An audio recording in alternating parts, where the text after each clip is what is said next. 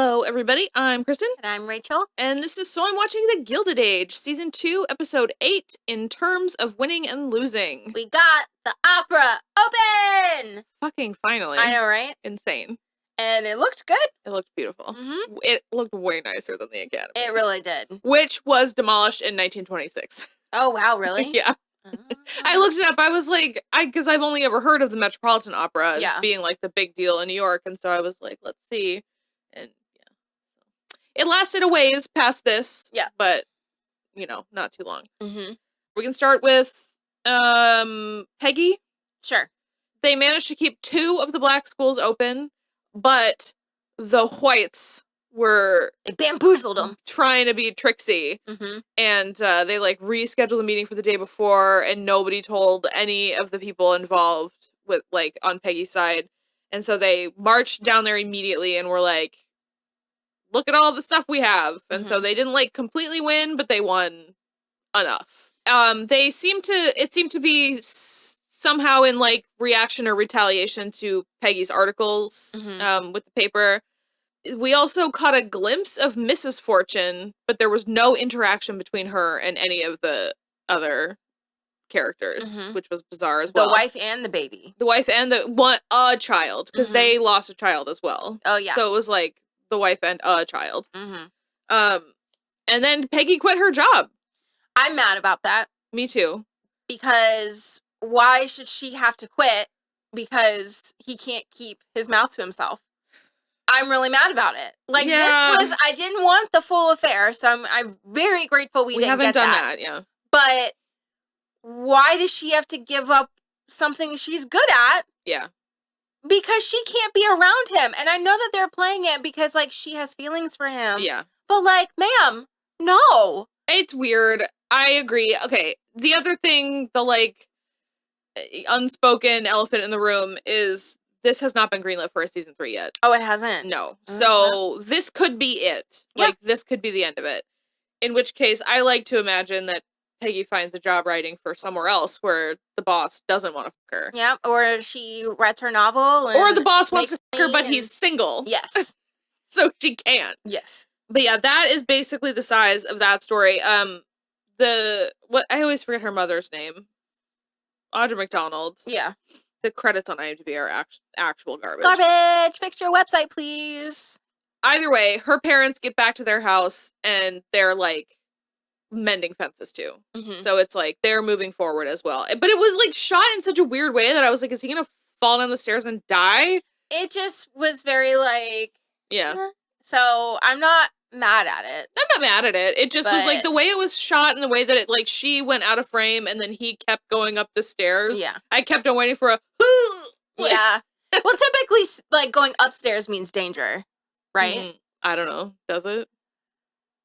It's just like in a horror movie way or like... Well, I just think that maybe just stairs in general typically mean danger. I can't remember if there was like a specific up or down, but I know that they're like not awesome. Interesting. That's that. We also, Mrs. Bruce and Mr. Borden, the cook, they were out again, listening to, I guess, like live outside music, because they got caught in a storm. I do like the new lady's maid, but the way that she was like, fight a proper. Yeah. I was like, okay, bitch. Like, yeah. I'm glad that we both were like, yeah, pardon. Yeah. So, and while Mrs. Bruce was helping Mrs. Russell with all of the preparation for the Opera House opening and then the dinner that was happening after, it came out that there were 2 extra tickets to Faust, to the opening of the opera. Would Mrs. Bruce like one and to give one to a friend? And so she asks if she can bring Mr. Borden, and then they go on like a legit date. Mrs. Russell was like, oh, okay. All right. Okay, sure. I mean, I have to ask church, but dinner's being served cold, so go for it. Seemed like just sandwiches and stuff. Yeah. On the other side of it, obviously, Agnes knows that Oscar's lost all the money, and she is raking him over the coals. He literally could not look more pathetic and be sadder and more apologetic and remorseful about what has happened. She will not let him live. Well, she was like, you should have asked questions. You should have investigated. Yeah, but like everybody knew Maude. My whole thing was like, get your cousin Aurora Fane because she's the one that pushed her in front of me. And that like vouched for her. Yep. So catch your girl out. What the hell? Yeah. I obviously Oscar should have asked more questions. Yeah. For sure. Yeah, especially like with investments and stuff like that, since it was the Wild West at that point. But on the other hand, it's like he would have had no reason to suspect her. Right. First of all, women con artists are thin on the ground today. Yeah. Like, I can't imagine in the 1800s, you know? And so it's like, it would, and also Oscar is not well versed in the ways of women. No. So he would have really no way of knowing. Yeah, because he's kind of immune to expecting. Like feminine wiles, you know? So it was more or less like, I got a bestie and I like her and she makes me laugh. So I think, I mean, obviously Agnes's like explanation too, it's like I had to endure my brother and then a marriage to a man who was terrible, all for you to like squander this away. Well, which like squander isn't even the right word. He like made one tremendously bad mistake and it like all went to shit. So he is feeling very thoroughly defeated for the whole episode. I feel like we missed out on a really fun lavender marriage. I feel like he's really missed out on a really fun lavender marriage. I'm bummed. With Maude? Do you think Maude was a lesbian too? Yeah. Oh, okay. Well, I would have liked to have seen that play out. Sure. That would have been a really fun storyline. The potential for it. Yeah. I agree. I'm disappointed that he was swindled. Because I liked Maude. I thought she was an interesting addition. And not just because that story doesn't get told very often. And, like, that happened, like, crazy. It had to have. And, well, that's the whole thing about the Academy of Music. Yeah. The couple that started it was a lavender marriage. Because the gal, I don't remember her name. I watched a whole documentary about it. But so she got popular because she used to host salons at her house. Because she was friends with all of, like, the free thinkers and like new musicians and stuff like that. And so then she like got married late to this other gay dude and they just started the Academy of Music. Nice. Yeah. I love that. I would have loved to have seen that on this show. It would have been really fun. I mean, if we get more of this show, that's not completely off the table. Yeah. So the Van Ryans gather those staff together and tell them what's going on. You know, and Marian is the one that's being, I think, the most, like, forthcoming and, like, straightforward about it, where she's like, if you find another job, you have to take it, because we can't promise you anything. Yeah. And so, I actually did really like the scene with Armstrong and Agnes. Yeah. Because Peggy was like, I just worry about Armstrong, because she's, you know, really scared of, like, the change that this will be. And she was like, I'm too old for anything, so I'll be the one to actually, you know, be out on my ass, essentially, if this actually happens. And then I loved Ada too. She started like speaking up more, especially now she's like been married and she's a widow, and she was like, I don't see why Miss Scott should have any sympathy for Armstrong. It was amazing. So Agnes spoke to her and was like, it'll be a huge downgrade, but if you want to keep working for us, you're welcome to come. The gals gotta stick together. Yeah. I love that. And she was like, I definitely want to stay. Yeah. So that was nice. Well, I mean, also Agnes has to be her only friend. No one downstairs likes her. No. Jack got his patent approved. So I guess he has to pay $20 more to like push it all the way through. Yep. But Marian took him to Larry and was like, look at what he's done. Do you know anyone who might, you know, move forward with that? And then at the end of the episode, he was like, lots of people are excited. I think we should go into business together. Which I was hoping and expecting that would happen. Me too. What else before we get towards the end? Well, the fight for the Duke keeps going. It is brought to light for them that McAllister is playing both sides. McAllister's playing both sides. Bertha didn't seem as angry at him as I thought she was going to be. She was, like, icy with him, but she wasn't like, I'll ruin you. Yeah. And he also was like, I've been playing this game a lot longer than you. And he admitted that Mrs. Astor, like, the Duke needs money. And Mrs. Astor has money, but also she is the entry to society. And that's what he really wants. Until, obviously, which everyone's been calling this from season 1, Bertha was like, we didn't actually like watch her offer it either, but like it's the camera, so clear. The camera is very much like right here on Gladys. She has offered Gladys to the Duke in exchange for him coming to the Met. And George is like more than suspicious. Oh yeah. He is like watching and looking. And also, okay, the thing about this Billy Carter or whatever his name was, the first time we've ever seen him, as far as I know. And then when Aurora is like, oh, is this one of your suitors? Gladys is like, no. No, disgusting. I can't believe you would even bring that up. And then later she's like, can Billy come visit our box and come for dinner and like blah, blah. And I'm like, what, bitch? You don't know what your mother's done. Right. Well, it's because then Gladys is simple. There's no way she's caught on yet. No. I wish Gladys was not so simple. There's no excuse for her to be as simple as she is, having been raised by George and Bertha. Right? I know. Because I said it when Larry was having the affair with Laura Benanti. I was like, how are both of these simple children the offspring of these two titans of society? And I feel like Bertha would have actually taught her daughter to be so whip smart. She should have, yeah. To like function and be like, you are going to be a powerhouse in society. You are going to be entertaining everyone. So you're going to have to keep up. Yeah, and but Gladys is out here just la la la la la la la. Because she also kept her so sheltered. Like, it was the last episode of season 1 when she finally came out, and she was over 16. Yeah, I don't know. So it's really strange to me. I guess, but then, well, maybe she didn't want her to be really smart, so she could do this. So she could manipulate she could auction her off for the marriage market. Yeah. And if she's too stupid, then she can't object. Look, I think Gladys has, like, thoughts and feelings of her own. Sure. But at the same time, I also think that, like, all she needs to do is be a duchess. Like, yeah. Have an estate, have a title.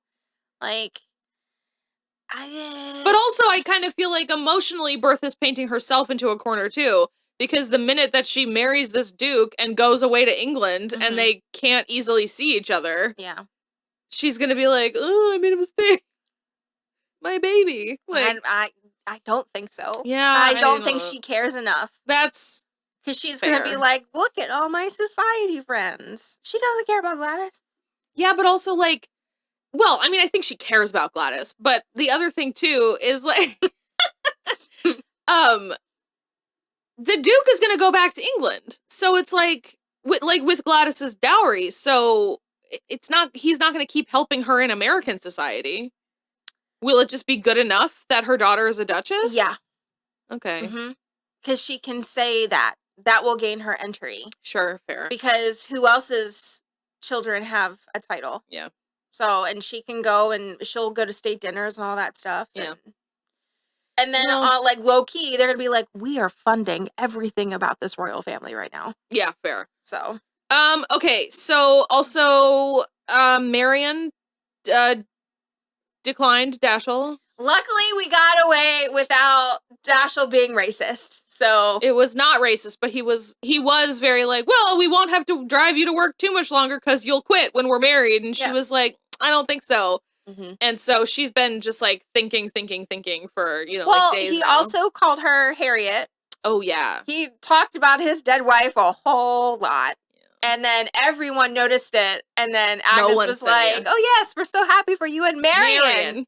She didn't even put that much mustard on it. She, like, it was very under the table. And, like, we didn't focus back on that again. But also, I think just having the, like, confidence to go through with this marriage has, like, opened Ada's eyes up to everything. Because she has been seeing this the whole time.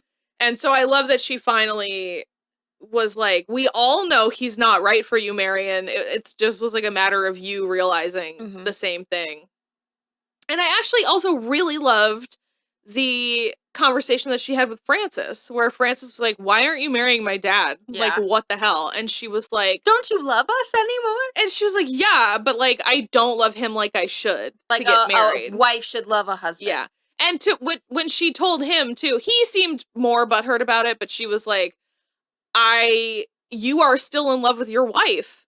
And it doesn't like, she's dead. And yeah, she's like, duh, I know. Yeah. But do you know that? it doesn't matter because he's still devoted to her. And he's, like, just looking for a replacement mother for Frances, who, like, is honestly doing gangbusters. Yeah. She's doing great. And so she basically was like, you need to find somebody who you actually want to share a future with. Like, I'm not ready to settle into a life of luxury. Like, that's not what I'm looking for out of the world.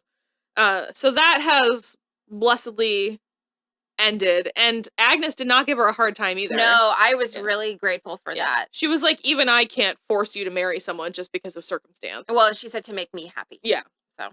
So I liked that quite a lot. Bertha got the center box. Mm-hmm. Mrs. Winterton was pissed about it, but her husband was like, sit down and shut the fuck up. I can just imagine his, like, constant internal monologue is, I'm fucking sick of you. Yeah. Like, why did I do this? Sick to death. We also found out that it was Bertha who wrote to Mrs. Astor to get her kicked out of the academy. But, like, anonymously or whatever. Yeah. So that's how that happened. Watson's just going away. I guess. It was like a throwaway line. Really, I almost wish we didn't say anything about it. Yeah. Because it just felt like dumped at our feet. And they're like, maybe he'll come back and visit. And Church is like, no, he won't. And everyone's like, cool. And then it was over. Because that's the thing for me, like, is he taking up the San Francisco thing? Or no, is he that doing went away. He's doing the New York thing? Yeah, no, now San he'll Francisco just be is completely off the table. Retired banker. Yes, okay. And be in society again. I guess. I don't believe you. Yeah, it's weird. Because if that is true, boring.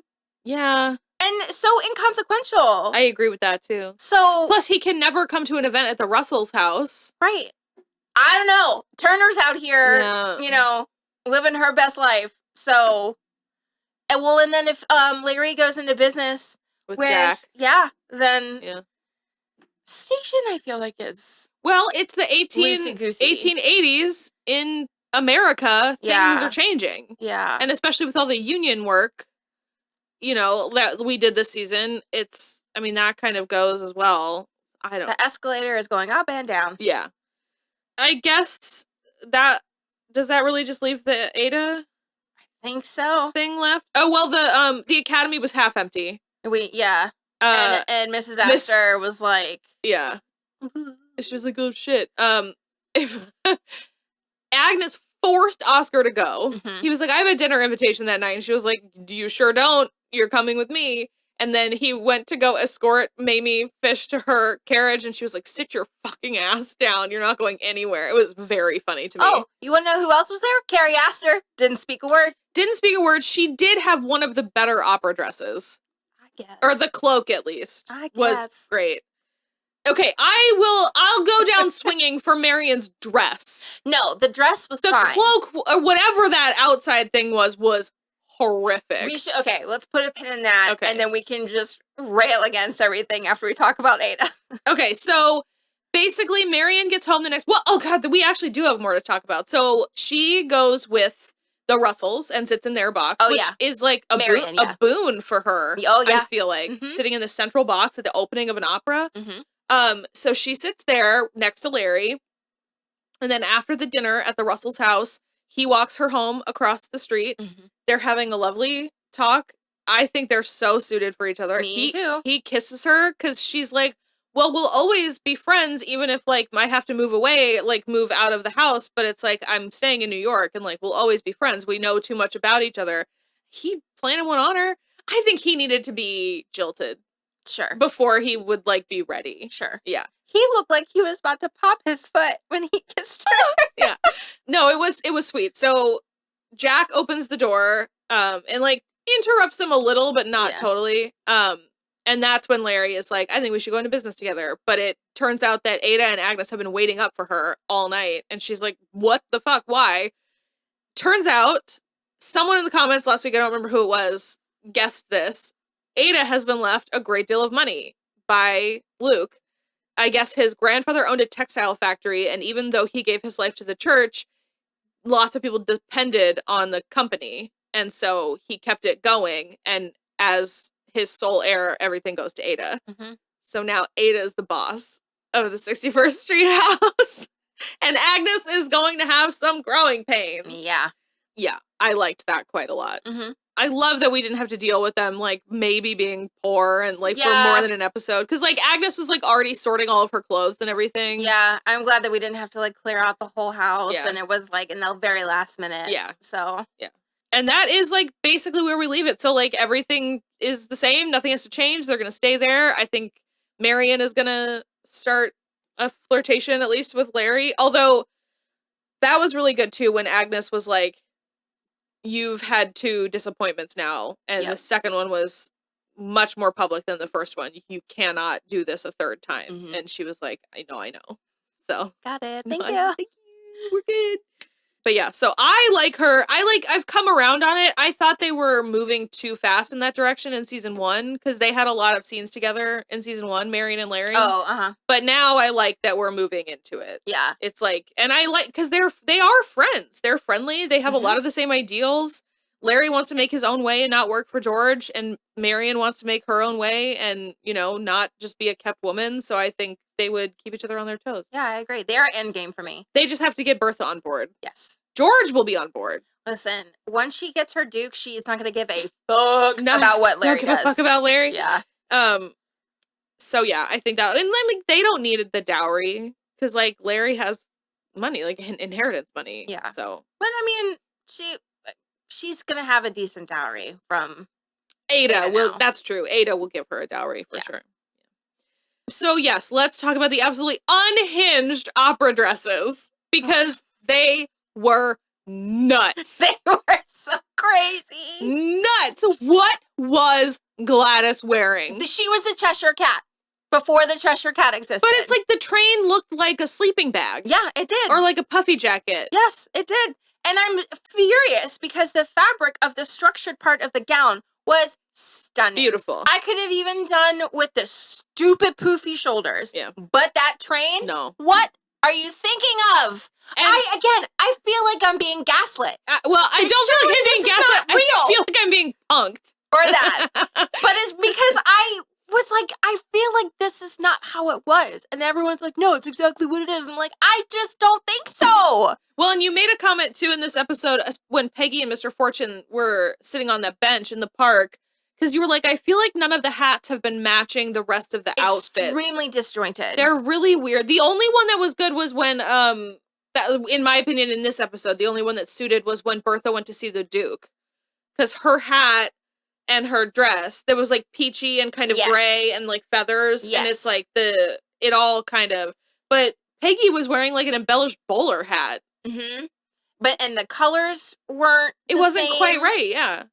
There was somebody else in this episode where the feather was extremely too bright for the rest of it. Mm. And it just wasn't a cohesive thing. Yeah. So when so many other people had cohesive head to toe things, but because I didn't love Bertha's dress either. I did really like her cape. I liked the cape too. So the cape would have been fantastic over a more simple gown. Yeah. And like with her pearl on top of diamonds. Yeah.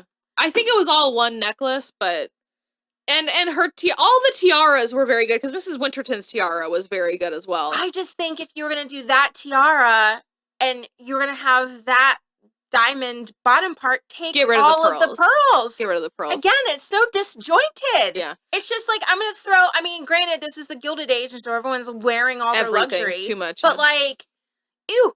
I really did like the color of her dress. She looks fantastic in that color, turquoise. Yeah. And then obviously, when they're doing the wide shots, she's the only one that sticks out against the like red. Yeah, but we didn't need all that crazy patterning. Yeah. It was insane. Yeah. And then Carrie Astor's dress was bad. I didn't actually get a good glimpse of the dress. It was bad. But the cloak was beautiful. Yeah. Just so many Aurora, choices. or not Aurora. No, actually, Aurora had little blue, like cerulean, like pleated little cap sleeves, kind of, and I liked that touch. And her dress wasn't terrible. She's gone on an upswing for me at the end of this season. Aurora's clothes have started being better. Yeah, her stuff's been more palatable. I wonder if Kelly O'Hara was like, I swear to Christ, if you put me in another thing with some weird ruched neck, I'm gonna kill you. Mamie Fish's opera dress was terrible. I kind of liked Agnes's. It was just like ivory satin, kind of, For but me, it wasn't like that was like so chill. I mean, I think it's slightly out of fashion. But honestly, I would prefer that over the insane assault on my eyeballs. They also, not for the, well, Ada didn't go, but not for the outing, but they're in mourning, because even Marian was wearing, like, a black shawl at dinner. Turner had, like, these 3D rosettes all over her shit for the thing. I will give you that it was psychotic, but I actually kind of liked it. I mean, it just... The cut, and at least of everything, was, the cut was good. Nice. Yeah. If the rosettes were printed, or if the 3D, if it just had a panel here and it just had the 3D, but it was like there, the whole. It was everywhere. Yeah. It was crazy. She looked like she had measles. It was a little weird. Or the mumps. But again, her tiara was beautiful as well. Tiara was good. All the tiaras were pretty beautiful. Yeah. And like I said, I did like Marian's actual dress. Yes, that wasn't bad. It was like yellowish and white, like a greenish yellow and then white, and then like a corally colored belt, which was really nice. Yeah, it was just like the folded, I like pleated tulle almost. It was like here, and then she had like. Well, it was also it went straight out like this. It was like this and this, and then right up. It was all very like very angular. Yeah. But yeah, Mrs. Bruce looked adorable. Yes, and I mentioned it when we were watching it, but Mrs. Russell acknowledged them in the crowd, right? Which I thought was very nice. I thought so too. I thought it was cute. I did. So, okay, there was that moment when Gladys waved at Billy What's-His-Face, and Bertha was like, who are you waving at? And she was like, Billy What's-His-Face. And she was like, can he come to dinner after? And Gladys was like, or Bertha was like, no. And then she said, share your program with the Duke. And so she did. And then she made a couple of comments where I was like, does Gladys know more than she's letting on? Because she was like, you should be more familiar with Faust. And he's like, oh, yes, making a deal with the devil. And she's like, yeah, which he comes to regret. And I was like, just like looking him dead in the eyes saying that. And I was like, do you know that you've been sold? Or is this just like she knows that he made a deal with Bertha? I think it's the latter. Okay. Because I don't think that she could conceive her mother doing that Selling to her, basically. Yeah. Even though her and Larry kind of talked about that in Newport. Yeah. But I think that she still is giving her mother the benefit of the doubt. Because, I mean, I wouldn't assume that my mother would sell me to the highest bidder. But, weird. Yeah. But yeah, I mean, we had like a dicey moment in the middle, but I think this season started and ended well. This episode was kind of a step backward for me. It wasn't as good as the last two. No, so the last two were really, really good. They made me feel a lot better. The last three, if I'm being honest, made me feel a lot better. This was kind of just a backward step a little bit. Well, because it's like you have to like wrap up enough and like leave enough open. Yeah, and it was just like rapid fire. Yeah. Like, gotta talk about this, gotta show this, gotta do whatever. We managed to not talk about Pittsburgh at all. Thank God. So we just didn't have the time. Yeah. We had so much, so much other stuff going on. No, I am satisfied with the ending. Yeah. I don't know. Do you think this will get a season 3? I mean, I hope so. Because, like, now I want to see Marian and Larry. And I want to see this fallout with Gladys. Because that's, like, there's no way Bertha is gonna, like, something's gonna go awry there. I mean, we can just look at the annals of history on that one. Well, I mean, they're not actually all real. So it's like who they're supposed to be is, like, one thing. But, I mean, that's, when we get comments about Gladys, that's what they all say. Yeah. Everybody is like, no, she was essentially sold to a duke, so, or like a lord or whatever. So I'm sure that that's correct, but still, I would like to see it. Because also, George is not going to take kindly to that. No. So they're going to be on the outs again. Yeah. Because he's going to be like, I can't believe you'd fucking do that when I told her she could marry for love. Oh, yeah, he did tell her that. Yeah. Okay. Because they did. And that's the thing. It's like Bertha, while they are, like we've discussed, they are the ones that we are meant to be rooting for. And obviously I'm going to root for Carrie Coon because she's Carrie Coon. And honestly, Mrs. Astor is so boring to me. She is, yeah. So I prefer them and I like to root for them, but in doing so, you do have to come to grips with the fact that she is reaching for power outside her grasp and literally like trading everything for it. And that's got to come to a head at some point when she's like, oh crap, I sold my child. Yeah. So that's the kind of stuff that's interesting. Yeah. Yeah. I liked it. If we get a season 3, we'll cover it. Yep. Well, I hope you guys liked it for the most part. And, you know, let us know what you think and like and subscribe. And I don't know what you and I are going to cover next that's new. Yeah, I don't know. We'll figure something out. Yeah. But we are currently doing Dawson's Creek, and then we will pick back up with Gilmore Girls, and then we're going to flip-flop on those for a while. Yep, we filmed the last 3 episodes of season 1 of Dawson's Creek today. So after the new year, we're going to start recording season 2 of Gilmore Girls, and then we'll go from there. Yep. So yeah, I guess just watch the space for another new thing. We'll let you know. Yeah. Bye. Bye.